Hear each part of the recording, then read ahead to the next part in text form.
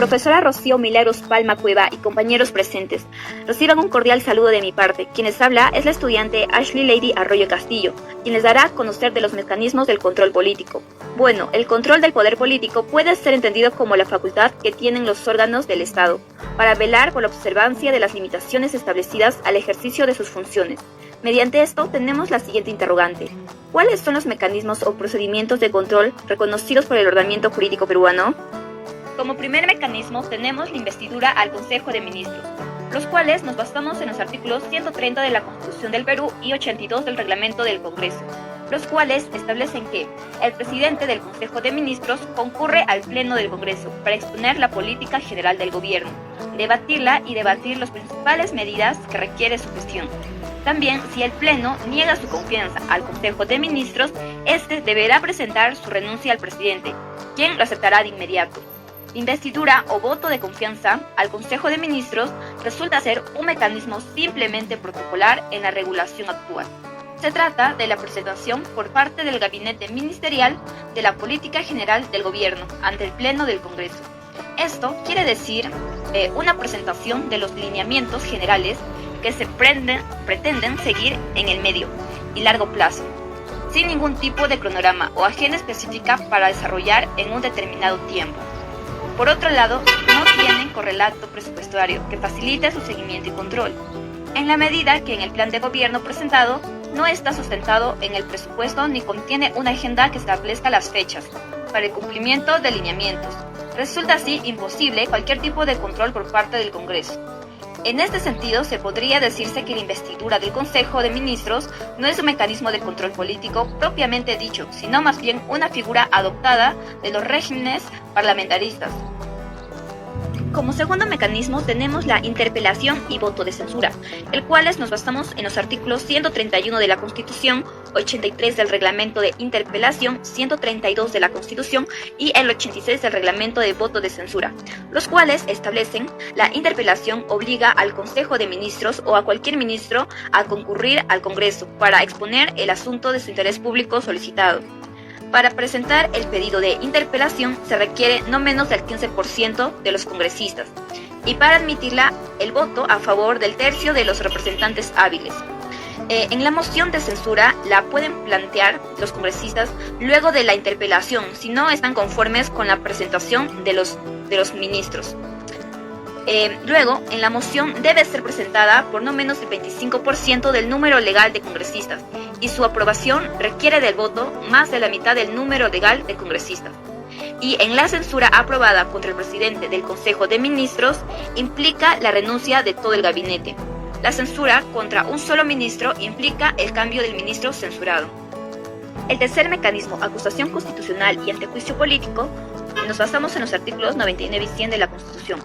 La Comisión Permanente acusa ante el Congreso al Presidente de la República, representantes al Congreso, ministros, miembros del Tribunal Constitucional, Defensor del Pueblo y al Contralor General por infracción de la Constitución y por todo delito que cometan en el ejercicio de sus funciones hasta 5 años después de que hayan cesado estos.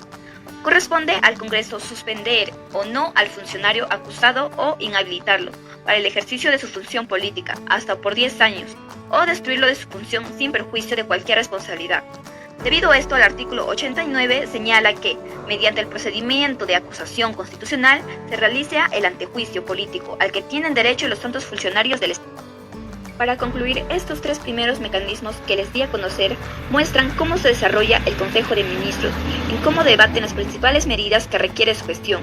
También la interpelación y voto de censura, los cuales establecen la moción, censura e interpelación, en cómo hacen cambios en el Consejo de Ministros.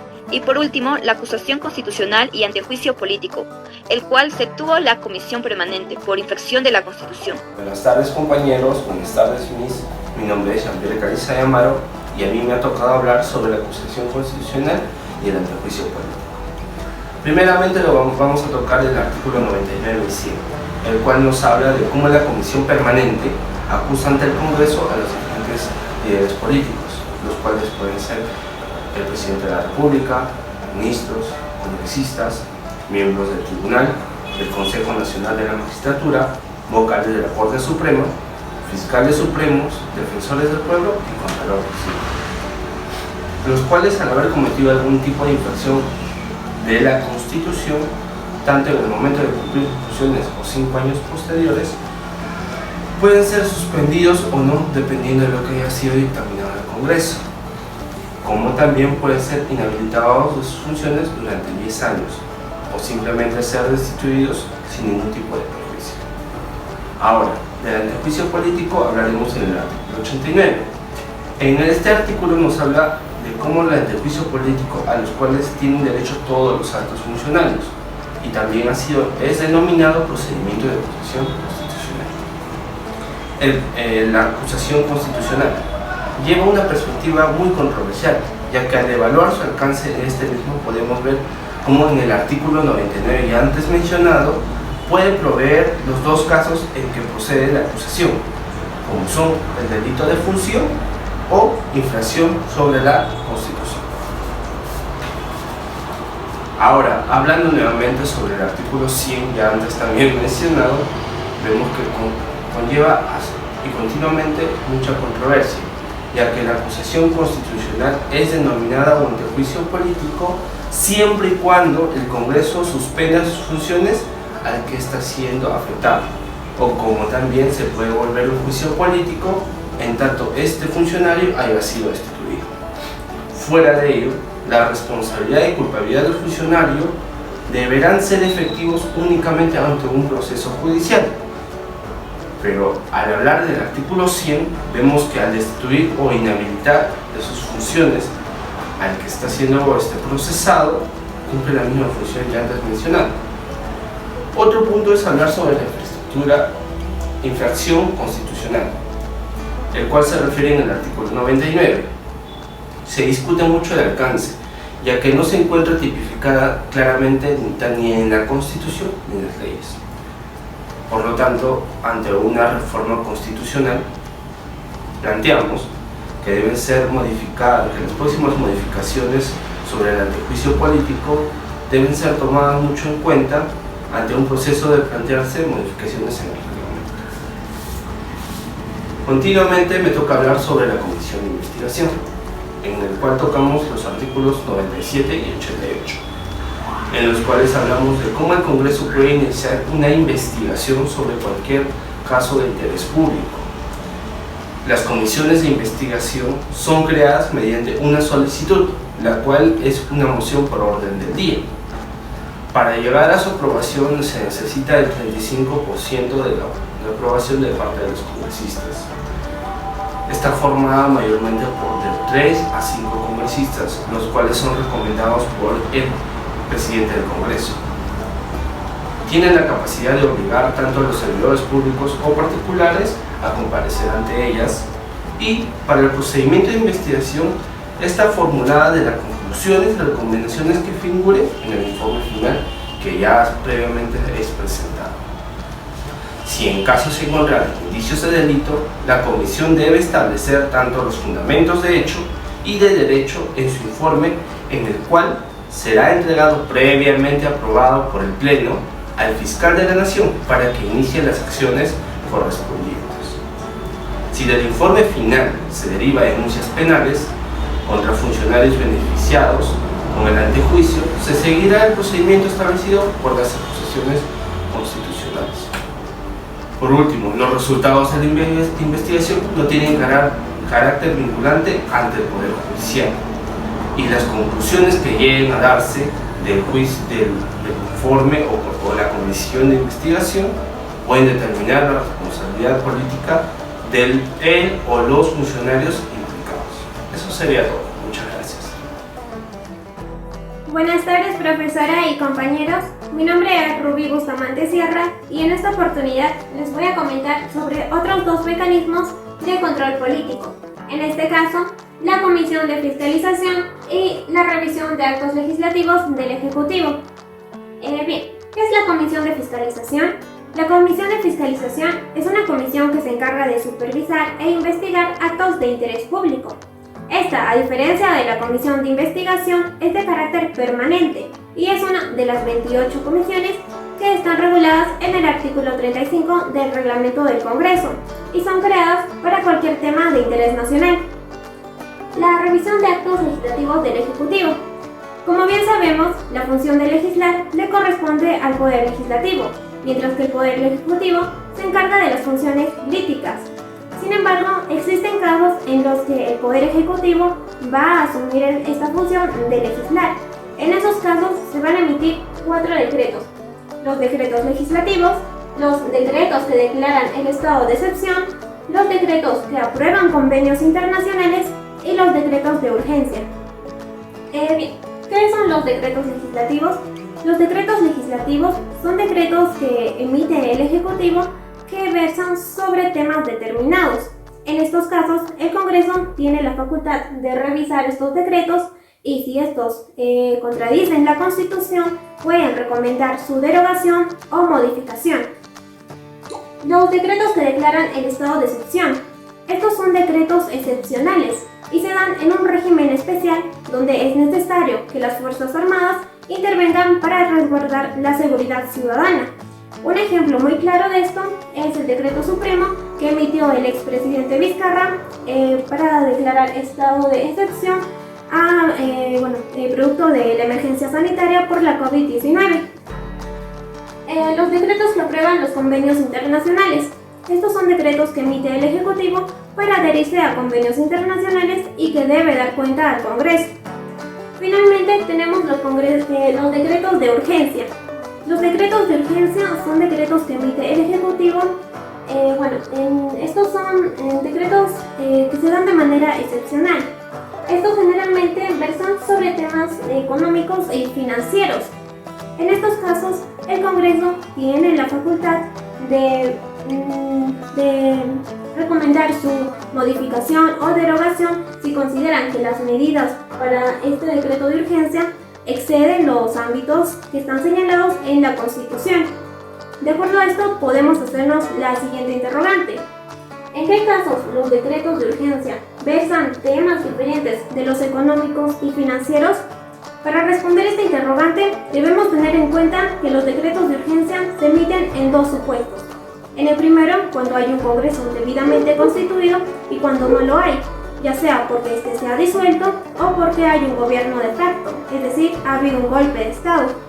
En el primer caso, los decretos de urgencia solo van a versar temas económicos y financieros. Un ejemplo de esto son los decretos que emitieron el expresidente Vizcarra y el presidente actual para otorgar bonos a la población que se ha visto afectada por la pandemia. En el segundo caso, cuando no hay un Congreso, los decretos de urgencia pueden versar cualquier tema, ya sea económico, financiero u otros.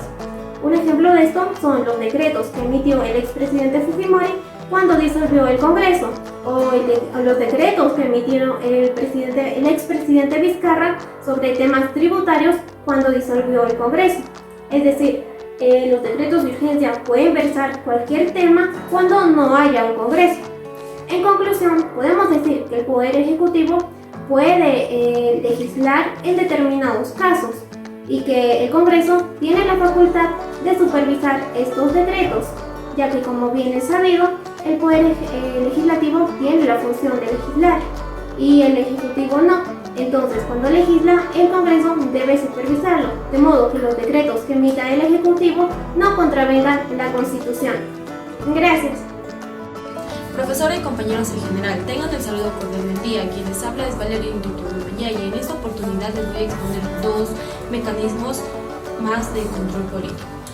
Según el artículo 78 y 80 de nuestra Constitución de 1993, hace referencia que el presidente de la República va a presentar proyecto de ley de presupuesto al Congreso. Esto para que el Congreso dé aprobación o no. Si el Congreso no da ninguna respuesta, hasta el 30 de agosto se le ampliará hasta el 30 de noviembre y si aún sigue sin dar respuesta, pues se le quitará la atribución al Congreso de dar la aprobación.